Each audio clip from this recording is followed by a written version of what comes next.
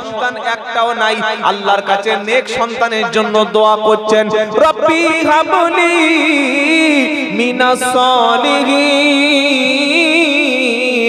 ফাবাশশারনাহু বিগুলামিন হালিম ফালাম্মা বালাগা মাআহু সা'য়া ক্বালা ইয়া বুনাইয়া ইন্নী আরা ফিল মানামি আন্নী আদবাহুক ফানজুর মাযা তারা ক্বালা ইয়া আবাতি ফাআলতু উমার সাতাজিদুনি ইনশাআল্লাহু মিনাস সাবিরিন فلما أسلم وتله للجبين وناديناه أن يا إبراهيم ইব্রাহিম আলাইহিস সালামের কুরবানির ঘটনা সবার জানা আছে তো? ইসমাঈলের কুরবানির ঘটনা জানেন না? জানেন না? বৃদ্ধ বয়সে আল্লাহ একটা ছেলে দিয়েছেন, তো সেই ছেলেটাকে আল্লাহ তাআলা বলেছেন আমার রাস্তায় কুরবানি করো। একটাই ছেলে বৃদ্ধ বয়সে দিয়েছি, কুরবানি করো।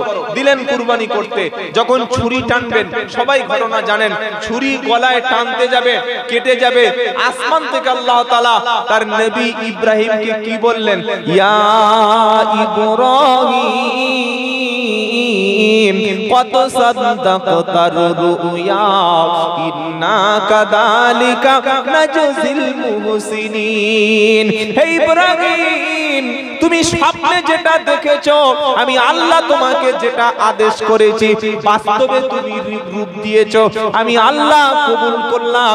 এখানে ইব্রাহিম নবীকে ডাকার সময় আল্লাহ বলছেন ইব্রাহিম, কিন্তু কোরআনুল কারীমের মধ্যে আল্লাহ তার হাবিবকে ডাকবেন ইয়া মুহাম্মদ, হে নবী, এমন কোন শব্দ উচ্চারণ করছে না। আল্লাহ পাক তার হাবিব ঘুমিয়ে আছেন, নবী ডেকে বলছেন ইয়া আইয়ুহাল মুদাসসির কুম ফাআদির ওয়া রাব্বাকা ফাকাব্বির। হে আমার চাদর আবৃত ব্যক্তি, হে আমার প্রিয় চাদর ঢাকা ব্যক্তি, কম্বল মুড়ি দিয়ে ঘুমিয়ে থাকা ব্যক্তি, উঠে পড়ুন, জাতিকে আপনি সতর্ক করুন। আল্লাহর নবী সাল্লাল্লাহু আলাইহি সাল্লাম সর্বপ্রথম তার বিবিকে গিয়ে বললেন, খাদিজা, আল্লাহ পাক আমাকে নবী এবং রাসূল করে পাঠিয়েছেন, আমার উপরে কলেমা পড়ে মুসলমান হও। বিবি খাদিজা রাদিয়াল্লাহু তাআলা আনহা এক সেকেন্ড দেরি করলেন না, একবারও জিজ্ঞাসা করলেন না আপনি যে নবী, কি প্রমাণ আছে, কোথায় আপনি দলিল পেয়েছেন? সঙ্গে সঙ্গে খাদিজা রাদিয়াল্লাহু তাআলা আনহা পড়ে দিলেন লা ইলাহা ইল্লাল্লাহ। বলেন না, লা ইলাহা ইল্লাল্লাহ, লা ইলাহা ইল্লাল্লাহ মুহাম্মাদুর রাসূলুল্লাহ সাল্লাল্লাহু আলাইহি সাল্লাম। এক কথায় স্বামীর উপরে ঈমান এনেছেন যিনি, আম্মা জান খাদিজার নাম হলেন তিনি। কি চরিত্র আল্লাহর নবীর মধ্যে পেয়েছেন, যে স্ত্রী তার স্বামীর উপরে সন্দেহ করেনি, যখন বলেছে আমাকে নবী বলে মেনে নাও, বলার সাথে সাথে নবুয়তটা কবুল করে দিয়েছেন। নবীর বাল্যবেলার বন্ধু, ছোটবেলার বন্ধু আবু বকর সিদ্দিক রাদিয়াল্লাহু তাআলা আনহু, তিনি একজন ভালো ব্যবসায়ী ছিলেন। যখন আল্লাহর নবী বলেছেন আবু বকর, আল্লাহ তাআলা আমাকে নবুয়ত দিয়েছেন, আমাকে রিসালাতের দায়িত্ব পাঠিয়েছেন, আবু বকর সিদ্দিক একবারও জিজ্ঞাসা করেনি যে আপনি কিভাবে নবী হলেন, প্রশ্নই তোলেনি। সঙ্গে সঙ্গে বলেছেন, ছোটবেলা থেকে আপনার মধ্যে যে সততা, যে মানবিকতা, যে চরিত্র, যে ভালো আখলাক পেয়েছি, নিঃসন্দেহে এটা একজন নবী এবং রাসূলের চরিত্র। তাই আমি সিদ্দিককে একবার কলেমা পড়ে মুসলমান হয়ে গেলাম। সুবহানাল্লাহ। এইভাবে যখন গোপনে গোপনে গোপনে গোপনে নবুয়তের দায়িত্বটা প্রচার হচ্ছিল, কাফির মুশরিকদের মধ্য থেকে তারা বলল, আরে মুহাম্মদ সাল্লাল্লাহু আলাইহি ওয়াসাল্লাম যার উপরে কোরআন নাজিল হচ্ছে সে একটা পাগল ছাড়া অন্য কিচ্ছু নয়। নবীকে প্রথমে কি ট্যাগ লাগিয়ে দেয়া হলো? পাগল। কি বলা হলো? ওয়াকালু ইয়া আইয়ুহাল্লাযী নুযিলা আলাইহি যিকরু ইন্নাকা লামাজনুন। 14 পারা সূরা হিজরের 6 নম্বর আয়াতে প্রথম পৃষ্ঠায় তারা বলতে লাগলো যার উপরে কোরআন নাজিল হলো সে পাগল ছাড়া অন্য কিছু নয়। আল্লাহ পাক জবাব দিচ্ছে নবীকে, হে নবী আপনি জবাবটা দিয়ে দিন, মানুষের কাছে বলে দিন, ওয়া মা সাহিবুকুম বিমাজনুন, তোমাদের সাথী যিনি মুহাম্মদ সাল্লাল্লাহু আলাইহি সাল্লাম তিনি কখনো পাগল নন, তিনি হলেন বিশ্ব নবী।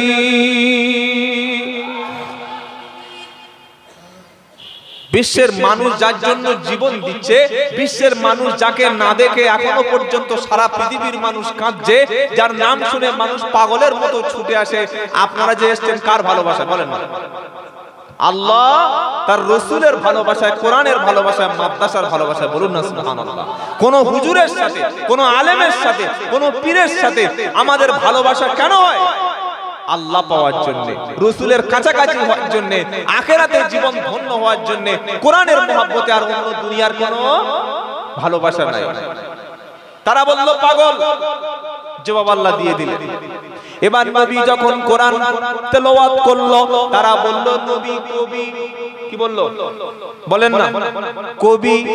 আল্লাহ পাক চ্যালেঞ্জ করলেন, যদি কোরআনটা আমার বাণী না হয়ে কবির কথা হয়, ইন কুনতুম ফি রাইবিম মিম্মা নাযালনা আলা আবদিনা ফাআতু বিসূরাতিন মিন মিসলিহি ওয়াদউ শুহাদাআকুম মিন দুনিল্লাহি ইন কুনতুম সাদিকিন।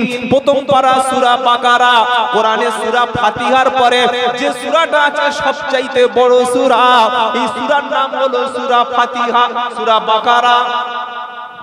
কি সূরা? সূরাতুল বাকারা। এটা এত ফজিলত, এই সূরাটি কোরআনের সবচাইতে বড় সূরা। এই সূরার মধ্যে 286টি বাক্য বা আয়াত আছে, বলুন সুবহানাল্লাহ। যত বিধান, যত নিয়ম নীতি সব কিছু আল্লাহ কোরআনের সূরা বাকারার মধ্যে একদম গেঁথে দিয়েছেন, সবকিছু তিনি সংবেদন করে দিয়েছেন। সুবহানাল্লাহ। এর ফজিলতটা কি? অনেক মুসলমানের বাড়িতে দেখবেন জিন, দুষ্টু, খবিজ, বদমাইশ এ সমস্ত হয় না? হয় না? হয় না? অনেক মানুষ বলে ভাই বাড়িতে শয়তান, বাড়িতে দুষ্টু জিন, বাড়িতে খবিজ, বাড়িতে জিনের অনেক দুষ্টুমি করে, এরকম আপনারা শুনেন নাই? শুনেন না? শোনেন না? তো এটাকে তাড়ানোর জন্য আপনি কি করবেন বলেন? আমাকে ডেকে কিছু টাকা দিয়ে একটু মিলাদ পড়িয়ে নিলেন, দুষ্টু জিন চলে যাবে তো? মিলাদ পড়ালে যাবে না? যাবে না। হাফেজ সাহেবকে ডেকে একদিন বাড়িতে এক খতম পড়িয়ে 2000 টাকা হাতে ধরিয়ে দিলেন, দুষ্টু জিন সঙ্গে সঙ্গে চলে, তাই না ভাই? হ্যাঁ চলে যাবে। হাফেজ সাহেব বাড়ি যাবে, ও আবার ফিরে কি আসবে না? আসবে না। দুষ্টু জিন এবং খবিজ শয়তান বাড়ি থেকে তাড়ানোর জন্য যে আমলটি করবেন সে আমল হলো সূরা বাকারা তেলাওয়াত। যে বাড়িতে সূরা বাকারা তেলাওয়াত হবে ওই বাড়িতে দুষ্টু জিন খবিজ কখনো উকি মেরে দেখবে না। বলুন না সুবহানাল্লাহ। তো সূরা বাকারা আপনার বাড়িতে তেলাওয়াত করার জন্য অন্তত একটা সন্তানকে মাদ্রাসায় পাঠাবেন ইনশাআল্লাহ।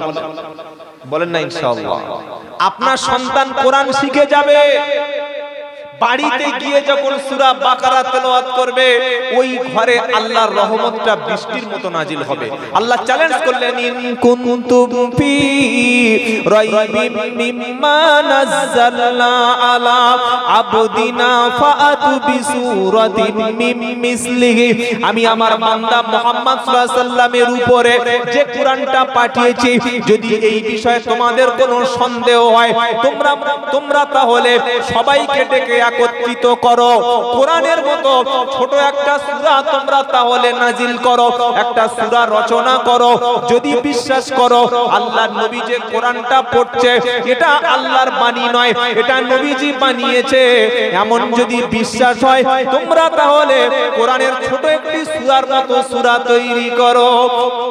অনেক মুসলমানের ধারণা, অনেক মুসলমান মনে করে যে 30 পারা কোরআনটা আমরা দেখছি এটা মনে হচ্ছে নবীর নিজের কিছু ওর ভিতরে আছে, আর নবীর নিজের কিছু মুজিজা। এটা না, আল্লাহর প্রদত্ত মুজিজা, কিন্তু 30 পারা কোরআনটা সম্পূর্ণ আল্লাহর কালাম।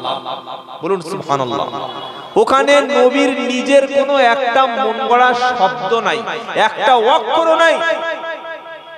আল্লাহ চ্যালেঞ্জ করলেন, যদি তোমাদের বিশ্বাস হয় যে আল্লাহর নবী নিজে কোরআন বানাচ্ছে, যে কোরআন আমাদের মাদ্রাসায় পড়ানো হয় এই কোরআন নবী মুহাম্মদ নিজেই তৈরি করছে, নিজে বানাচ্ছে, নাউজুবিল্লাহ, তাহলে তোমরা কোরআনের ছোট একটি সূরা তৈরি করে আনো।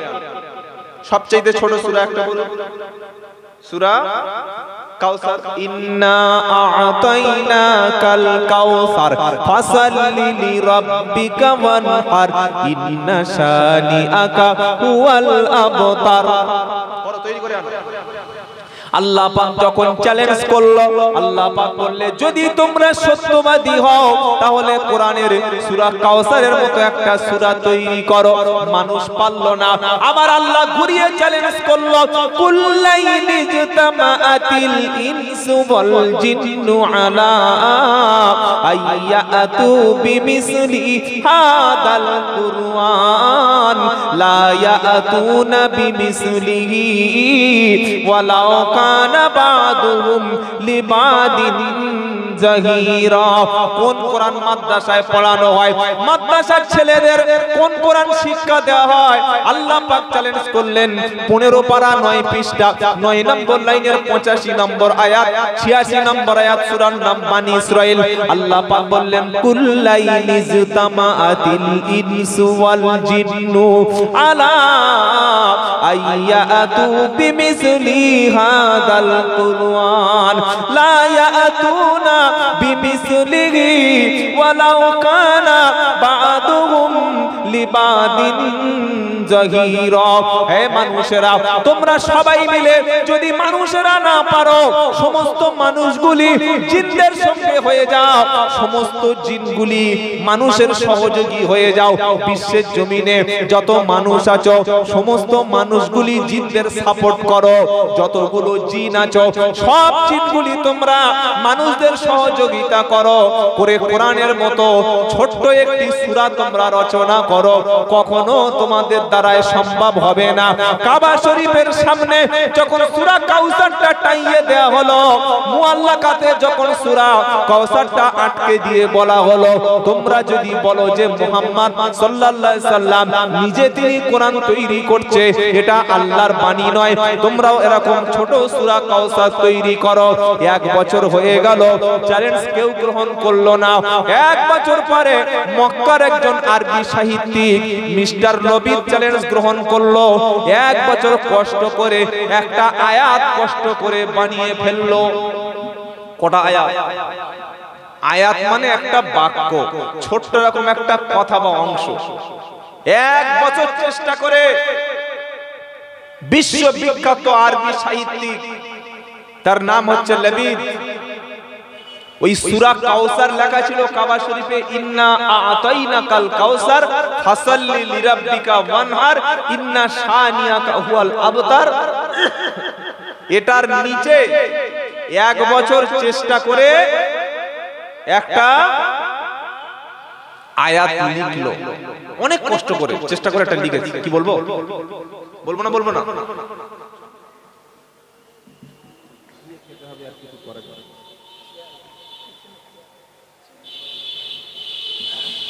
আমার কোমরে এখানে সেলাই রয়েছে, তো একটা অপারেশন রয়েছে, আমি বসতে পারছি না, যার জন্য দাঁড়িয়ে বলছি। কষ্ট হচ্ছে কিন্তু কি করবো, কিছু করার নেই। সূরা কাউসার আল্লাহর এমন একটা সুন্দর কালাম। কোরআনের একটা মুজিজা কি জানেন? যেখান থেকে কোরআন পড়বেন সেখানেই মিল আছে, কবিতার মতো। বলুন সুবহানাল্লাহ। অথচ কবিতা নয়। কোরআন কি কবিতা নাকি? না, কিন্তু যেখানে পড়বেন সেখানে মিল, অক্ষরে অক্ষরে, বাক্যে বাক্যে, শব্দে শব্দে মিল। যেমন সূরা কাউসার দেখেন, ইন্না আ'তাইনাকাল কাউসার ফাসাল্লি লিরাব্বিকা ওয়ানহার ইন্না শানিআকা হুয়াল আবতার। র আর র মিল আছে না নাই? দুর্ভাগ্য এই জাতির, কোরআন পড়ার জন্য সময় দিতে পারি না। সময় দেব ইনশাআল্লাহ। বলে যে সূরা পড়বেন, সূরা নাস দেখুন, কুল আউযু বিরাব্বিন নাস মালিকিন নাস ইলাহিন নাস মিন শাররিল ওয়াসওয়াসিল খান্নাস আল্লাযী ইউওয়াসওয়িসু ফি সুদুরিন নাস মিনাল জিন্নাতি ওয়ান নাস। শেষের অক্ষরের শব্দে মিল আছে না নাই? কোথায় পড়বেন বলেন? সূরা রহমান চলুন, আর রহমান আল্লামাল কুরআন খালাকাল ইনসানা আল্লামাহুল বায়ান আশ-শামসু ওয়াল কমারু বিহুসবান ওয়ান নাজমু ওয়াশ-শাজারু ইয়াসজুদান ওয়াস-সামাআ রাফাআহা ওয়া ওয়াদাআল মিজান আল্লা তাতগাউ ফিল মিজান ওয়া আকিমুল ওয়াজনা বিল কিসত। সুবহানাল্লাহ। যত পড়বেন প্রত্যেকটা নুন আর নুন আল্লাহ মিলিয়ে দিয়েছে। শুধু 33 বার ফাবি আইয়ি আলাই রাব্বিকুমা তুকাদ্দিবান, এরকম বাক্য আল্লাহ 33 বার উচ্চারণ করে বলেছেন, হে বান্দা, আল্লাহর কোন নিয়ামতটাকে তোমরা অস্বীকার করবে বলো। সূরা ইয়াসিন পড়ুন, শুধু মিলান ইয়াসিন ওয়াল কুরআনিল হাকীম ইন্নাকা লামিনাল মুরসালিন আলা সিরাতিন মুস্তাকিম তানজিলাল আজিজির রহিম। আল্লাহু আকবার। আবার সূরা ওয়াশ-শামসি ওয়া দুহাহা, এত মারাত্মক মিলাবা। ওয়াশ-শামসি ওয়া দুহাহা ওয়াল কমারি ইযা তালাহা ওয়ান নাহারি ইযা জাল্লাহা ওয়াল লাইলি ইযা ইয়াগশাহা ওয়াস-সামা'i ওয়া মা বানাহা ওয়াল আরদি ওয়া মা তাহাহা ونفس وما سواها فألهمها فجورها وتقواها قد أفلح من زكاها وقد خاب من دساها كذبت ثمود بطغواها إذ انبعث أشقاها فقال لهم رسول الله ناقة الله وسقياها فكذبوه فعقروها فدمدم عليهم ربهم بذنبهم فسواها ولا يخاف عقباها। সুবহানাল্লাহ। তো সূরা কাউসার শুধু কাবা শরীফের সামনে টাইয়ে দেয়া হলো, দিয়ে বলা হলো, তোমরা যারা বলছো মুহাম্মদ ইসলাম নিজে কোরআন তৈরি করছে, ভাই তোমরা কোরআনের মতো ছোট্ট একটা সূরা তৈরি করো।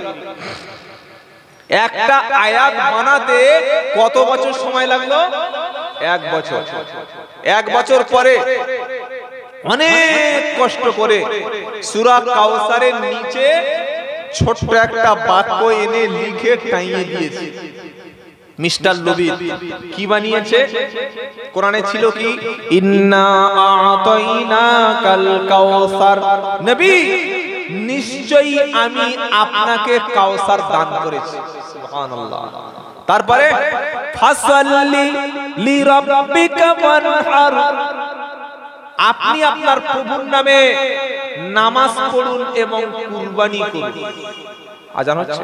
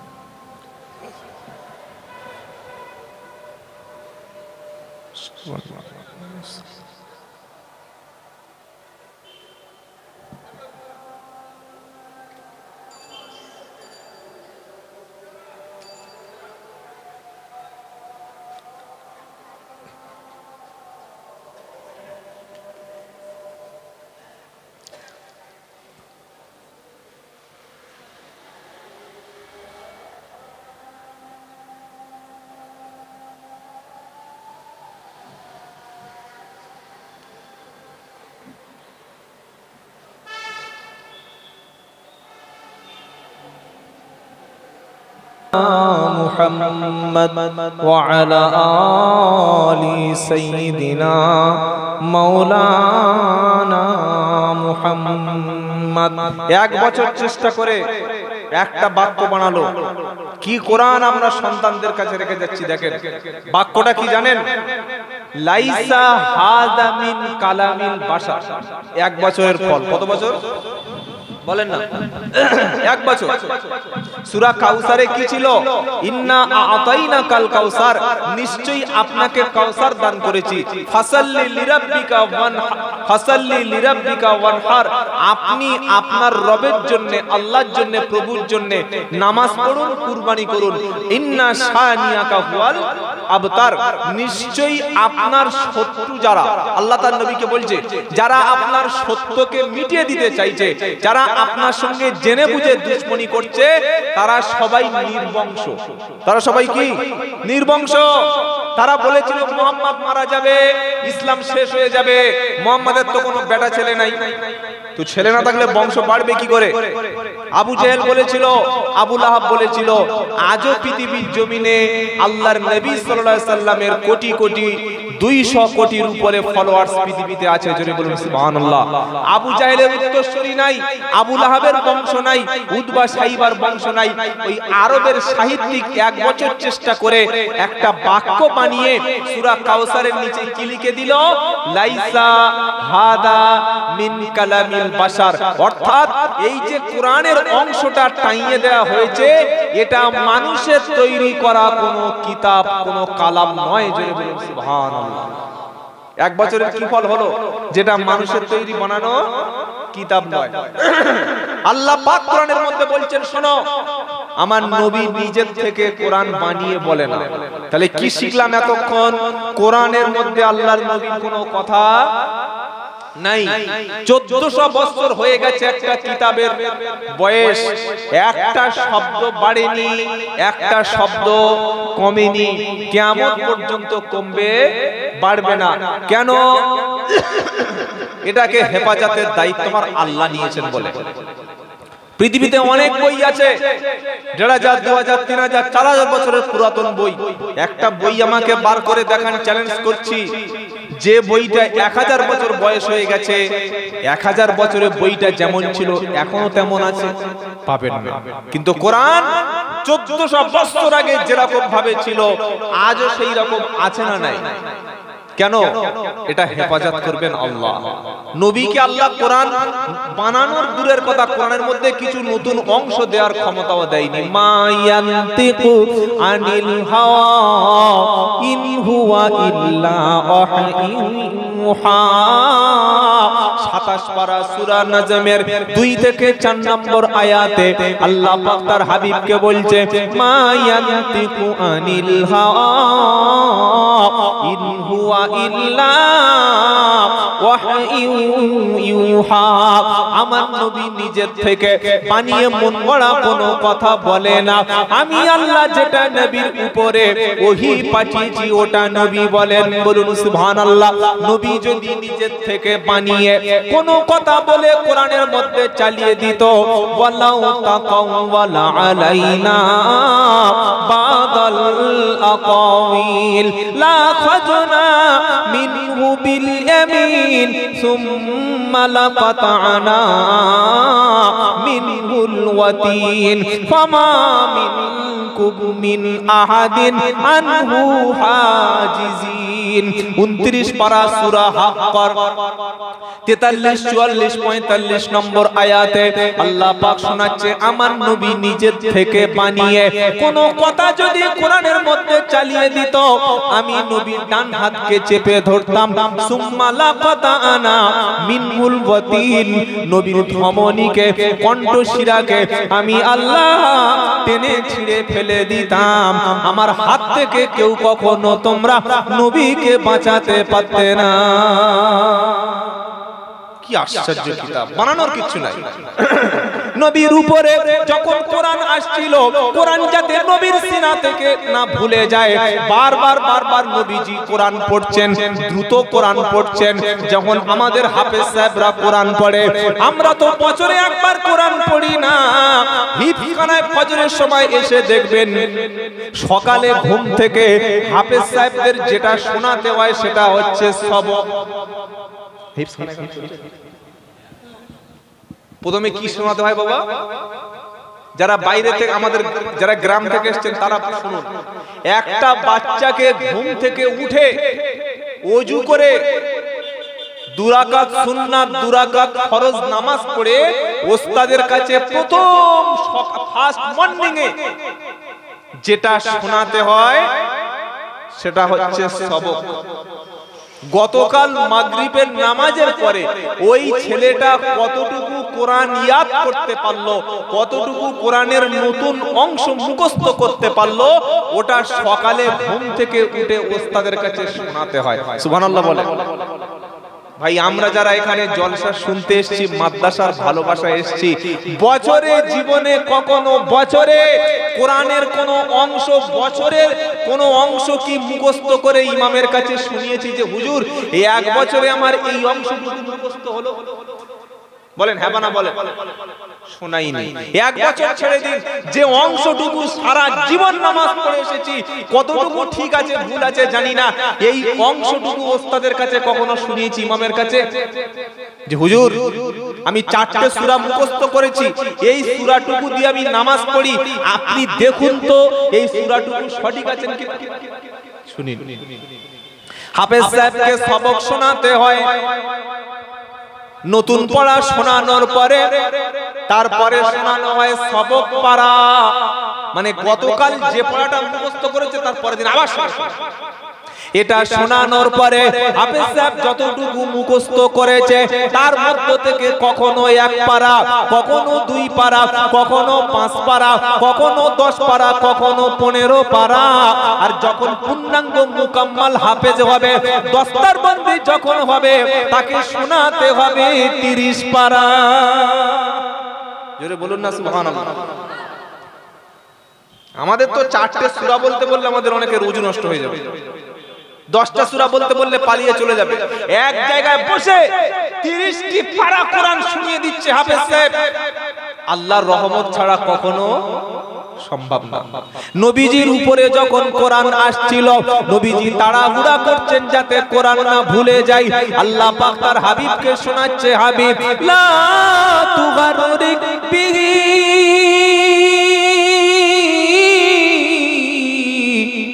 লিসানাকা লিতাজালা বিহি ইন্না আলাইনা জামাহু ওয়া কুরআনা। 29 পারা সূরা কিয়ামত 16 নম্বর আয়াতে আল্লাহ পাক শোনাচ্ছেন, নবী মুহাম্মদ আমি আপনার উপরে কোরআন পাঠাচ্ছি, আপনি কোরআন মুখস্থ করার জন্য খুব তাড়াতাড়ি ঠোঁট নাড়াচ্ছেন, আপনার কষ্ট হচ্ছে, আপনি দ্রুত ঠোঁট নাড়াবেন না, বারবার তেলাওয়াত করতে হবে না, গোটা কোরআনটাকে আমি আল্লাহ আপনার সিনার মধ্যে, আপনার মেমোরিতে আমি আল্লাহ ওটা জমিয়ে দেব।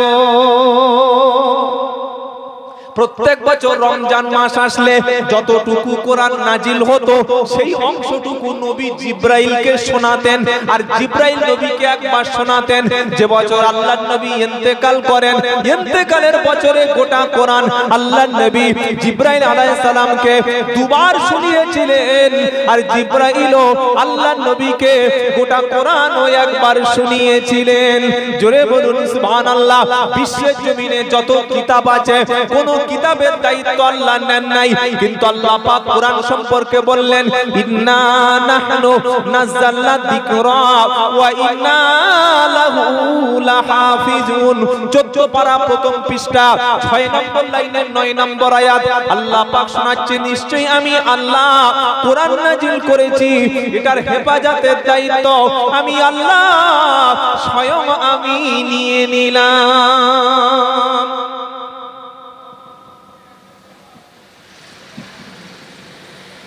আল্লাহর দেওয়া ইলম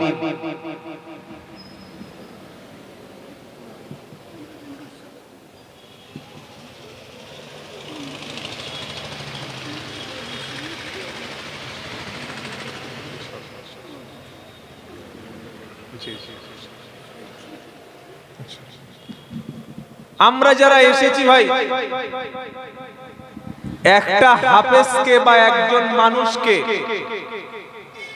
আল্লাহর কোরআন মুখস্থ করার জন্য প্রথমে অন্তরটা বিশুদ্ধ হওয়া চাই।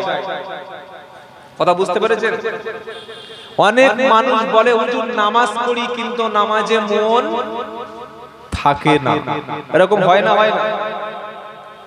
অনেক ছাত্র মাদ্রাসায় আসে, বছরের পর বছর পড়ে চলে যায়, কিন্তু ভিতরে তার কোরআন থাকে না।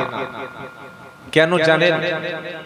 মানুষ যখন কোনো পাপ করে, বিশেষ করে নামাজ কাজা করে, মিথ্যা কথা বলে, হারাম মাল খায়, কোনো পাপের সঙ্গে ইনভলভ হয়ে যায়, আল্লাহর কালাম তার সিনায় থাকে না।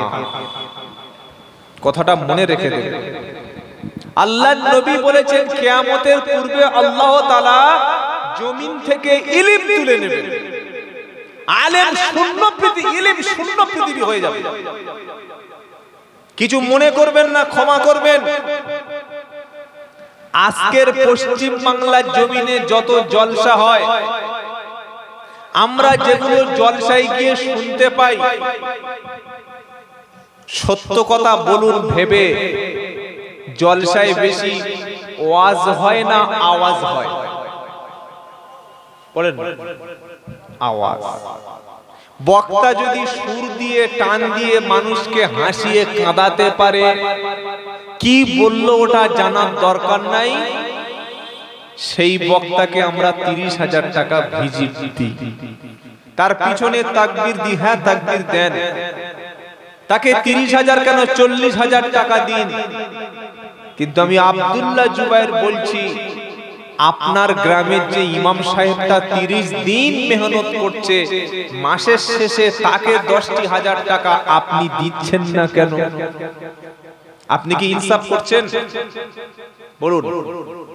একটা মানুষ 2 ঘন্টা বক্তব্য করতে আসবে, যে কোনো জায়গা থেকে আসুক, তাকে আমরা 20,000 30,000 টাকা দিয়ে মনটা ভরিয়ে দিলাম। ভাই, যে ইমাম সাহেবটা 30 দিন আমার সন্তানদেরকে পড়ালো, 30 দিন আমার মসজিদে ইমামতি করলো, আমার গ্রামের সমস্যায় সকাল নেই, রাত নেই, দিন নেই, দুপুর নেই, সব সময় জনগণের খেদমত করলো, সেই ইমামদের বেতন কি সব মসজিদে 10,000 টাকা করে মিনিমাম দেওয়া হয়? হয়। এটা ইমামের প্রতি আলেমের প্রতি ইনসাফ হয় না। একজন বক্তাকে দিলাম 20,000 30,000, তার প্রতি ইনসাফ করলাম, দিয়ে বললাম হুজুর আপনি খুশি তো? ইমাম সাহেবকে কখনো কি বলেছেন যে হযরত বা ইমাম আপনাকে এই টাকাটা দিচ্ছি, আপনি খুশি তো বলেছেন? এতবার ইমাম সাহেব বলছে বেতন বাড়াও বেতন বাড়াও। ভাই আমাদের গরিব এলাকা, আমাদের চলে না। ভাববেন কথাটা। তো আল্লাহ তাআলা তার হাবিবকে বলছেন, হাবিব কোরআন নাজিল করেছি আমি, হেফাজতের দায়িত্বটাও নিয়েছি আমি। বিশ্বের জমিনে যতদিন আলেম বেঁচে থাকবে ততদিন ইসলাম বেঁচে থাকবে। কথাটা মনে রাখবেন।